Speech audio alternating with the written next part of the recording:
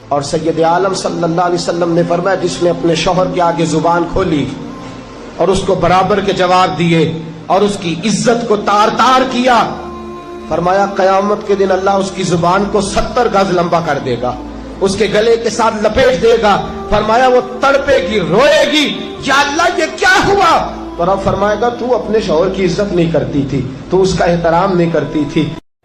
قرآن مجید فرقان حمید نے میاں بیوی کا جو رشتہ بیان کیا ہے نا، اس رشتے کو آپ سمجھیں جو قرآن پاک نے میاں بیوی کا رشتہ بیان کیا، کہا ہن لباس لکم وانتم لباس لہن،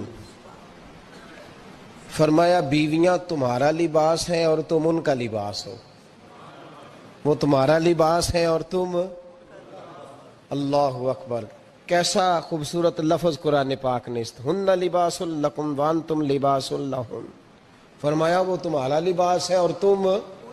سمجھ آ رہی ہے نا جی بات کی، وہ تمہارا لباس ہے اور تم ان کا لباس ہو۔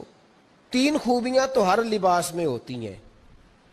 3 چیزوں کے لیے لباس پہنا جاتا ہے، 3 چیزیں، 3 قسم کی آسائشیں لباس میں پائی جاتی ہیں، اس پر تو تمام مفسرین کا اتفاق ہے۔ سب سے پہلی چیز، لباس جو ہوتا ہے وہ بندے کو گرمی اور سردی سے بچاتا ہے۔ سخت سردی میں لباس لے لیں تو بندہ سردی سے بچ جاتا ہے۔ اس کا مطلب یہ ہوا کہ میاں بیوی ایک دوسرے کا لباس ہیں، اگر بیوی کی طرف کوئی تکلیف آتی ہے تو میاں اس کو بچاتا ہے، اور اگر میاں کی طرف کوئی تکلیف آتی ہے تو عورت اس کو بچاتی ہے۔ میاں بیوی ایک دوسرے